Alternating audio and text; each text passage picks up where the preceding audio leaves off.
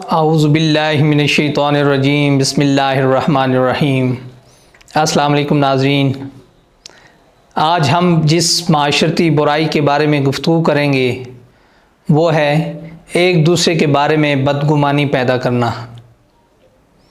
صورتحال یہ ہو چکی ہے کہ ہمارے معاشرے میں کچھ آگ لگانے والے لوگ بھائی بہنوں کو بھی ایک دوسرے کے ساتھ پیار محبت سے بیٹھ کر باتیں کرتا ہوا دیکھنا پسند نہیں کرتے، اور وہ اس کوشش میں لگے رہتے ہیں کہ کسی طرح ان کو ایک دوسرے کے خلاف کیا جائے۔ ایسے لوگ پھر ان کے درمیان ایک دوسرے کے بارے میں بدگمانی پیدا کرتے ہیں۔ یاد رکھیں، دو انسانوں کے مابین بدگمانی پیدا کرنا، ان کو ایک دوسرے کے خلاف کرنا، ایک دوسرے کے بارے میں نفرت پیدا کرنا، یہ ایک انتہائی ناپسندیدہ اور منافقانہ عمل ہے۔ ایسے شخص کا مقصد دو لوگوں کے درمیان تعلقات کو خراب کرنا، ایک دوسرے کے خلاف شک و شبہات پیدا کرنا اور آپس کی محبت کو نفرت میں تبدیل کرنا ہوتا ہے۔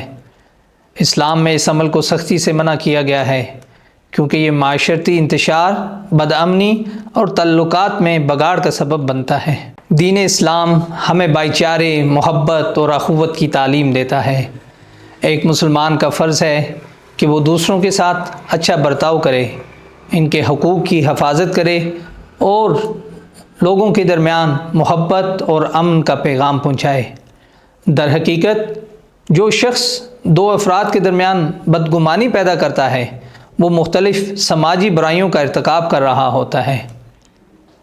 ایسے شخص کا عمل چغل خوری کی صورت اختیار کر لیتا ہے، جہاں وہ ایک شخص کی بات دوسرے کے سامنے توڑ موڑ کر پیش کرتا ہے تاکہ ان کے درمیان اختلافات پیدا ہوں۔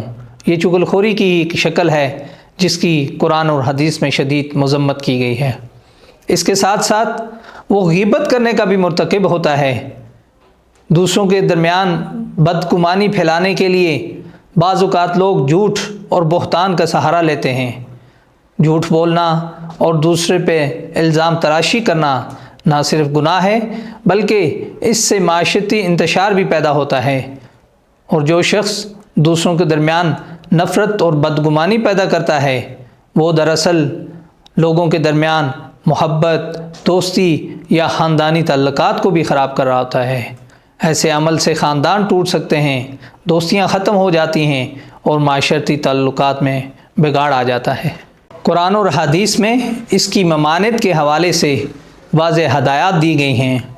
سورہ بقرہ کی آیت 191 میں ارشاد باری تعالیٰ ہے، اور فتنہ انگیزی قتل سے بھی بڑا گناہ ہے۔ اس آیت میں اللہ تبارک و تعالیٰ نے فتنہ انگیزی کو قتل سے بھی بڑا گناہ قرار دیا۔ دو افراد کے درمیان نفرت پھیلانا بہت بڑی فتنہ انگیزی ہے، کیونکہ یہ معاشرتی امن اور سکون کو تباہ کر دیتی ہے۔ اسی طرح قرآن پاک کی سورہ الانعام میں کی آیت 116 میں ارشاد باری تعالیٰ ہے، اور اگر آپ زمین میں موجود لوگوں کی اکثریت کے کہنے پر چلیں گے تو وہ آپ کو اللہ کے راستے سے بھٹکا دیں گے۔ وہ صرف گمان کی پیروی کرتے ہیں اور محض قیاس آرائی کرتے ہیں۔ اس آیت میں بدگمانی کی پیروی کرنے کی مذمت کی گئی ہے، یعنی لوگ جو بدگمانی پیدا کرتے ہیں ان کی بات کو نہیں سننا چاہیے، اور اس بات کی تاکید کی گئی ہے کہ گمان پر مبنی باتیں انسان کو گمراہی کی طرف لے جا سکتی ہیں۔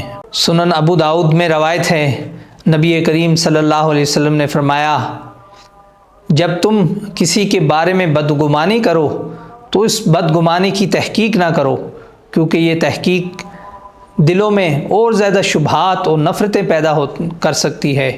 اس حدیث میں بدگمانی کے نتیجے میں پیدا ہونے والے نقصانات کی نشاندہی کی گئی اور اس سے بچنے کی تاکید کی گئی ہے۔ اس عمل سے بچنے کے لیے ہمیں دوسروں کے بارے میں ہمیشہ اچھا گمان رکھنا چاہیے اور شک و شبہات کو دل میں جگہ نہیں دیں۔ غیر ضروری باتوں سے پرہیز کریں، چغل خوری اور غیبت سے بچیں، اور ایسی باتوں کو آگے نہ بڑھائیں جو فتنے کا باعث بن سکتی ہیں۔ اللہ کے خوف اور تقوی کے ساتھ زندگی گزاریں تاکہ دل میں کسی کے خلاف بدگمانی یا نفرت پیدا نہ ہو۔ اللہ کریم ہمیں عمل کی توفیق عطا فرمائے، آمین۔ وآخر دعوانا ان الحمد للہ رب العالمین۔